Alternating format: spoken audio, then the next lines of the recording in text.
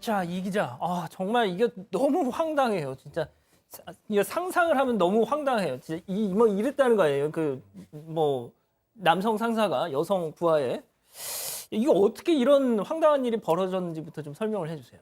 사실 이 헤드록이라는 게 이제 미국 프로레슬링에서 많이 나오던 기술이지 않습니까? 이게 저도 학교 다닐 때 이제 친구들과 장난으로 이렇게 해가지고 주로 가해 쪽이었죠. 뭐 당하기도 하고 하기도 하고 이랬는데 당하진 제가 않았어요. 남중남고를 나와서 이 남성들끼리 장난식으로 친구들끼리 하긴 했었는데 이 경우는 회식에서 이 회사 선후배 상사와 그 부하 직원의 관계란 말이에요. 매우 부적절하고 게다가 제가 했던 것과는 달리 남녀가 한 거 하지 않습니까? 그러니까요. 예. 이 남성이 자신의 그 여성인 부하 직원의 목을 감싸서 당기다 보면은 당연하게 신체 접촉이 있을 수밖에 없고 이제 그럼요. 얼굴 부위가 가슴 부위에 가게 되는 그런 상황인데요. 이 사람은 또 다른 경우도 있었습니다. 이런 식으로 많이 괴롭힘을 당했는지 이제 이직의 뜻을 표하자 얘를 어떻게 해야 붙잡을 수 있지? 머리카락이라도 잡아야 하나? 제가 좀 많이 순화해서 표현한 겁니다. 예. 이렇게 하면서 머리카락을 잡고 흔든 혐의까지 있습니다. 세상에.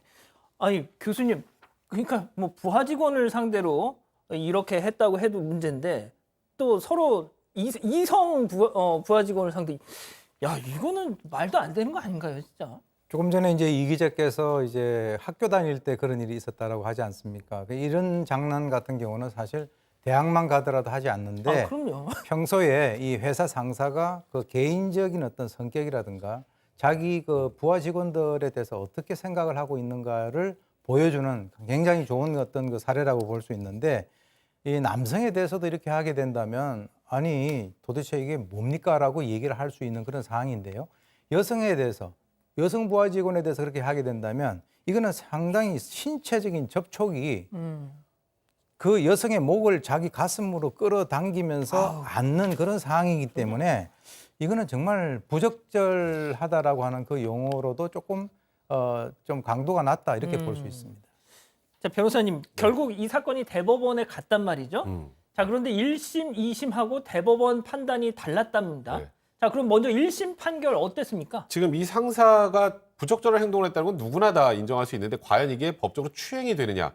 우리가 저가 어렸을 때 배웠던 이 법 과정에서 배웠던 추행은 성적으로 좀 은밀한 부위나 이런 곳을 추행한 경우에 이제 추행이 많이 인정되는데 예. 최근에 범위가 넓어지긴 했어요. 근데 이게 폭행이 되긴 될 것 같은데 과연 추행이 되느냐와 관련해서 이거는 접촉한 부위가 성적으로 민감한 부위가 전혀 아니라고 하더라도 여성에 대한 추행에 있어서 신체 부위에 따라 본질적인 차이가 있다고 볼 수 없다. 그러니까 쉽게 말해서 피해자의 성적 수치심을 느끼게 했다면 신체 부위가 어디든 상관없다는 취지로 1심에서는 유죄 판단하면서 벌금 500만 원을 선고했습니다. 자, 그런데 또 여기서 반전.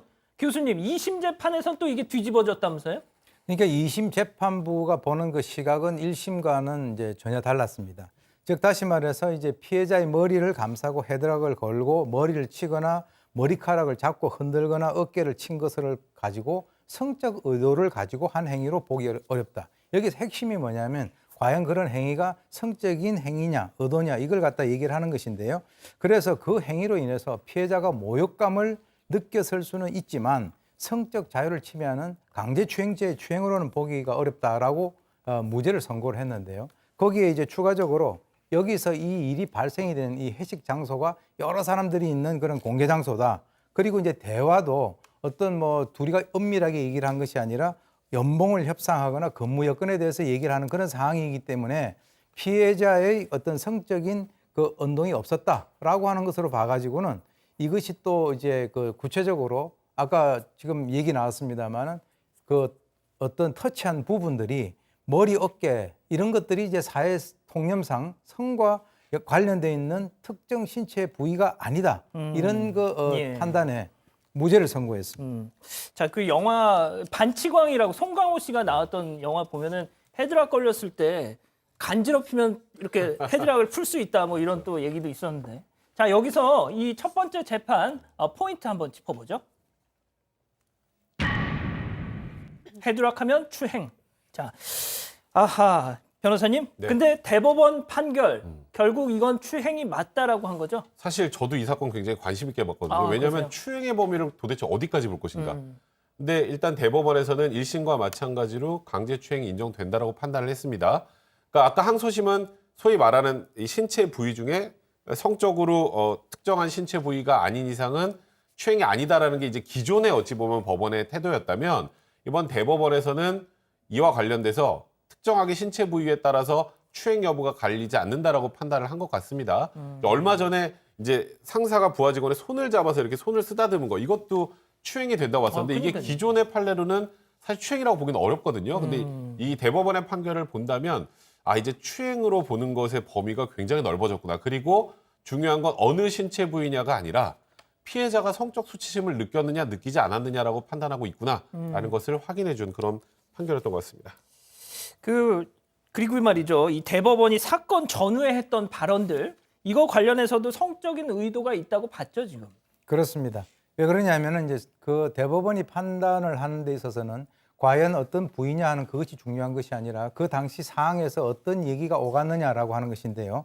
우선 이제 그 이 상사가 사건 전후에 한 얘기가 여러 가지 어떤 성적 의도를 담고 있다라고 판단했습니다. 어떻게 얘기했냐면 바로 피해자를 보면서 나하고 결혼하려고 지금까지 결혼을 안 하고 있다. 아유. 그리고 이제 이 X 머리끄덩이를 붙잡아야 되겠다라고 하는 이 상사의 말이 바로 이제 피해자의 여성성을 부각을 시키고 자신의 남성성을 과시하는 그런 차원에서의 피해자에게 모욕감을 줬고 또 피해자도 역시 불쾌하게 느꼈다라고 하는 그것도 성적 수치심을 불러일으켰다 이렇게 보는 것이죠. 그리고 이제 그 회식 자리에 동석을 했던 사람 중에 하나가 그렇게 하니까 아 그거 미투입니다.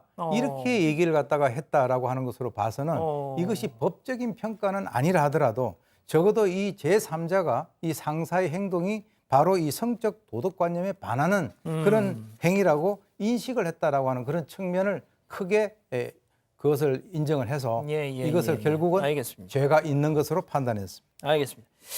예, 일단 첫 번째 사건 이렇게 마무리하고요.